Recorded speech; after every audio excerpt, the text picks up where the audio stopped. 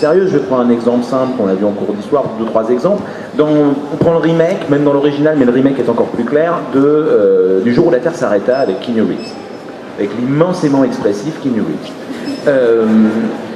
Il faut absolument qu'un spectateur lambda qui va voir un film avec Keanu Reeves, et donc dont on peut s'attendre à ce qu'il ait un énorme bagage scientifique, comprenne que Klaatu est hyper fort, alors que John Cleese, qui lui est un humain, est beaucoup moins fort. Donc on a une magnifique scène avec un tableau noir, avec de grandes équations. Ça, c'est facile à comprendre. Quelqu'un qui chez lui a un tableau noir avec des grandes équations, c'est quelqu'un d'intelligent qui sait des trucs que je sais pas. J'ai pas envie de les savoir parce que manifestement il passe son temps à faire un truc chiant, mais il sait des choses. Et donc évidemment, quand Keanu arrive, très calme, il commence à effacer des choses. Alors on a du piano derrière, parce évidemment on a une métaphore, il se met à poser une équation.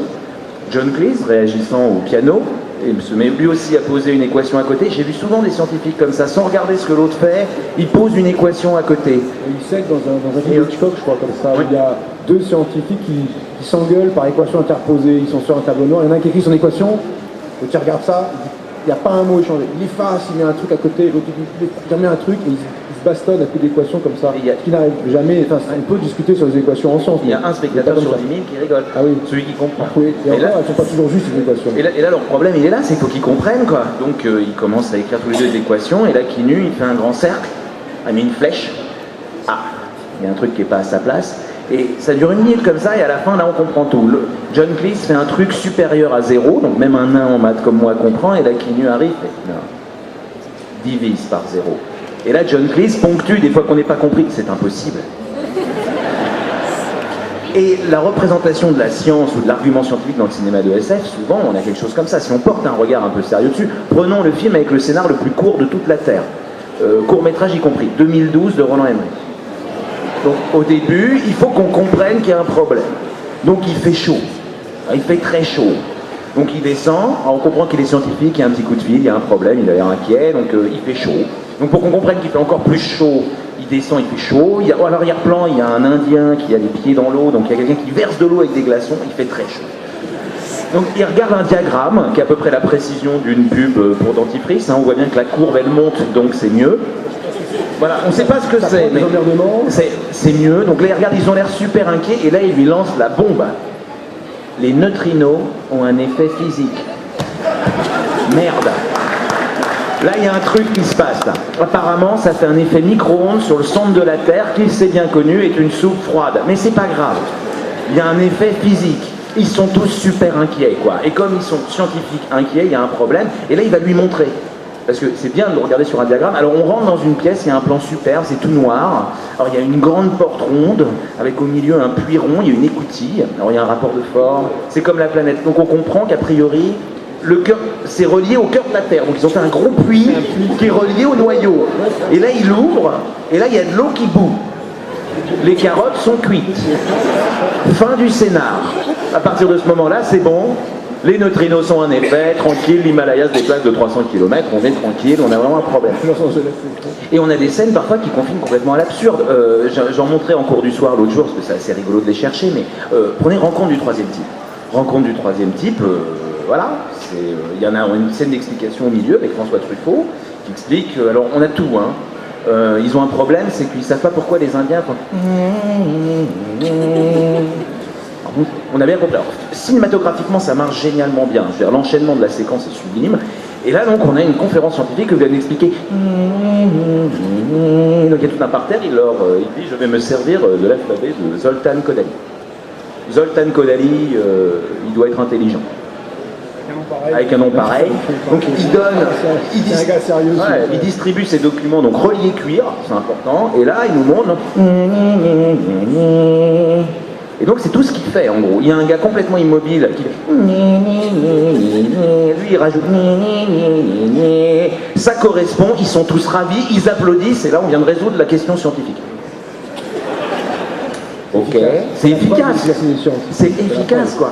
Mais ça suffit. Et par contre on a des utilisations très intelligentes de ça, notamment dans Galaxy Quest. Dans Galaxy Quest, et là pour le coup est un film qui volontairement fait de l'humour sur des codes de série. Là on se retrouve avec notamment une des scènes qui me fait le plus hurler de rire, c'est quand ils arrivent sur la planète et que là faut qu'ils ouvrent et qu'ils voient s'ils peuvent respirer quoi. Et donc il n'y en a qu'un en fait qui a joué la victime, hein, celui qui est apparu juste dans un épisode et qui meurt et qui a même pas de nom dans le générique, donc il sert vraiment à rien. Hein, et donc il y a effectivement celui qui joue le sergent technicien Chen qui ouvre la porte et l'autre qui est là derrière. Mais enfin, mais tu sais pas du tout, il y a de l'atmosphère, il y a quelque chose et lui est là. Seems okay to me. Et ça suffit, il continue et on refait exactement la même scène 2 minutes après où il voit les petits extraterrestres qui ont l'air de tout mignons bleus, ils sont là, oh ils sont mignons, et il y a juste lui paniqué. Mais vous avez jamais vu votre série? Là ils sont tout mignons, dans 2 minutes ça va être des monstres horribles, ils vont nous dévorer effectivement. Et par le coup des gars qui respirent sans réfléchir, dans Prometheus ils font ça. Hein. Oui, ils enlèvent le casque en disant l'air a l'air respirable, il n'y a sûrement pas de bactéries, de microbes et tout, je l'enlève quand même, ça va marcher. Ouais, c'est cool. C'est vrai que j'y ai pas pensé, mais Prometheus, c'est quand même un festival de sciences rigolotes. Quoi. On en parlait hier, mais il y a le biologiste le plus crétin de la Terre. Moi, je me réveille. Je vais défendre Prometheus. C'est bon, ça suffit bien le gag. Ah non, mais attendez, franchement, on est là pour rigoler, quoi. D'accord. Moi, j'ai jamais autant ri que Prometheus. Je me suis éclaté. Alors, je vais juste faire un truc parce que moi, j'adore quand ta science veut rien dire. Je trouve qu'on n'a pas assez d'absurde et que l'humour ça sert aussi à désamorcer les problèmes d'autorité et de sérieux. Moi je connais rien en science, rien du tout. Et j'aime quand ça veut dire n'importe quoi, j'aime bien dire n'importe quoi en fait. Je trouve 2012 absolument remarquable. Le problème de 2012 c'est que c'est un problème humain, il n'y a pas de personnages, il y a eu des personnages super intéressants, qu'on ait des neutrinos qui font. Parce qu'en fait, c'est des neutrinos qui bombardent la couche terrestre et ça glisse. C'est mortel, je veux dire, à niveau scénariste, de se dire comment faire pour toucher l'Himalaya alors qu'on part d'Hawaï, sans essence, de dire que l'Himalaya arrive, c'est génial. Moi, je trouve ça extraordinaire, quoi. Moi, j'adore ça, c'est merveilleux. Et donc, Prometheus, moi, j'ai trouvé ça merveilleux. C'est-à-dire que passer les 10 premières minutes, où on se dit, bon, on est dans un film, la galaxie de la terreur, les archéologues, machin, etc. On commence à rire. Et moi, j'ai pas arrêté de rire Prometheus, quoi. Et c'était peut-être pas l'intention, mais le plus grand fou rire que j'ai eu de mémoire, c'est le mec qui fait gousi-gousi à la créature, là, le biologiste là. Non mais c'est phénoménal ce truc. Et moi je voudrais prendre la fin, je dis que c'est un grand film comique et c'est notre point de vue sur la science qui est un peu trop sérieux et je pense qu'il faut qu'on apprenne aussi à dire que ces gens font n'importe quoi et que c'est touchant de voir des gars essayer de faire un truc super beau avec des plein de machines et tout, et que les mecs sont capables d'enlever leur casque en disant bon, on y va quoi. C'est merveilleux que les mecs ils se perdent. Le gars il se perd dans les terrains, il a de la 3D partout. C'est le responsable. Il est en relation avec le vaisseau et tout, c'est super. Il se perd dans les couloirs, c'est génial. Et au bout d'un moment, quand ils sont perdus et qu'on leur dit bah restez là, surtout bougez pas. Un mec qui dit non, on va les retourner là où on voulait pas aller. Des films comme ça, on n'en a pas beaucoup. Il faut les chérir quoi. Donc moi j'encourage au contraire à dire n'importe quoi. Moi je suis un peu comme le papa de Hobbes dans Calvin et Hobbes quoi. Il va lui dire n'importe quoi. Jamais il lui dira pourquoi le putain le vent. Le gamin il arrive, il dit des trucs super, le gamin il dit mais non, mais c'est parce que c'est toi qui tourne. Le gamin, j'adore ça, moi je trouve ça merveilleux. Ce que disait Emile c'est ça, c'est pas drôle la science. Si, ça peut l'être. Mais non, mais à la base c'est pas vendu comme c'est pas censé être drôle, c'est censé être vrai. Oui, ça peut être drôle, mais ça peut être drôle, très drôle. Ah oui, non, mais attends, mais moi j'adore qu'on s'énerve. Moi j'adore la science, c'est n'importe quoi. La science elle-même, ok. Ils sont de faire une blague, une vraie blague de scientifique. Toi t'es scientifique, tu sais, moi je suis pas scientifique. Une vraie blague de scientifique, ça pourrait être quoi? Ah bah il y a des tas de blagues de scientifiques. Oui, non, mais une vraie, une pure, un truc vraiment. Comment ça? Est-ce que tu peux sortir une blague pour faire rire que les physiciens voilà, dans la pièce? Exactement. Pas ce Big Bang Theory, pas l'effet Doppler que Gaston Lagaffe faisait déjà. Non, mais dans Big Bang Theory, il y en a une comme ça, une blague de physicien où il y a des gens qui rient absolument pas. Mais... Je ne sais pas si vous la connaissez, c'est le problème de la poule. Vous avez une poule qui pond plus d'œufs. Le fermier, il est embêté. Alors il va voir des tas de spécialistes des poules et des œufs qui essaient de résoudre le problème et il n'arrive pas à résoudre le problème. Personne n'arrive à résoudre son problème de ces poules qui pondent plus d'œufs. Alors, en désespoir de cause, il va voir un physicien théoricien. Il demande, je sais plus de vous, et les poules pondent plus d'œufs. Est-ce que vous pouvez résoudre le problème? Ben, il dit, j'en sais rien, je vais réfléchir. Le gars part pendant 15 jours, il revient, il dit, j'ai trouvé une solution pour vous. Ah, merci. Super. Il y a un seul petit problème, c'est une poule, c'est une solution qui ne marche que pour les poules sphériques dans le vide. Il y a à peu près ça de physiciens dans la salle. Voilà. Parce que, en science, tout est sphérique dès qu'on ne sait pas trop la forme, Et tout est dans le vide, sans frottement, dans des conditions idéales, dès qu'on ne sait pas traiter le problème.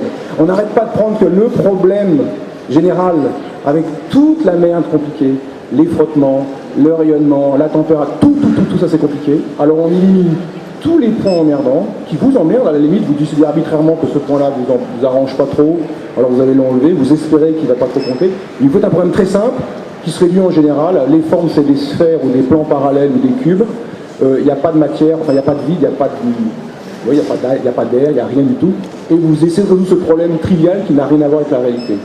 Et donc cette blague-là, qui n'est compréhensible que si on comprend comment ça fonctionne la science, qui commence par faire des modélisations en général très frustres, très simples du problème compliqué qu'elle étudie, elle commence par ça, parce qu'il faut bien commencer par quelque chose, et parfois, même une modélisation comme ça extrêmement simple donne des résultats agréables, c'est-à-dire comparables ou pas si loin de la réalité. Et après on raffine, alors si ça donne rien, ça n'a rien à voir, on dit bah allez c'est bon, on arrête tout, on fasse ce sûr. Donc voilà, c'est cette blague-là qu'on voit dans Big Bang Theory, il y en a d'autres comme ça. Il y a, par exemple, en maths, alors j'ai pas fait, je voulais la faire avec Villani, mais j'ai dit, j'ai pas osé quand même. Il y a 2 blagues sur les mathématiciens comme ça, il y en a plein. Il y a un livre complet de blagues sur les mathématiciens. Il y a 3 sortes de mathématiciens. Ceux qui savent compter et ceux qui savent pas compter. Bon, alors ça fait rire, voilà, une catégorie de personnes qui n'est pas tout le monde. Il y a une autre sorte de blague à un autre niveau. Il y a 1-0 sorte de mathématiciens. Ceux qui savent compter en binaire et ceux qui ne savent pas compter en binaire. Alors là, c'est encore un niveau au-dessus. Et voilà, ça c'est des blagues, voilà, il y en a qui rit, alors lui c'est un mathématicien, un scientifique, en dépit de son accoutrement rétrofuturiste. Donc voilà, il y a des blagues en science, mais c'est souvent des blagues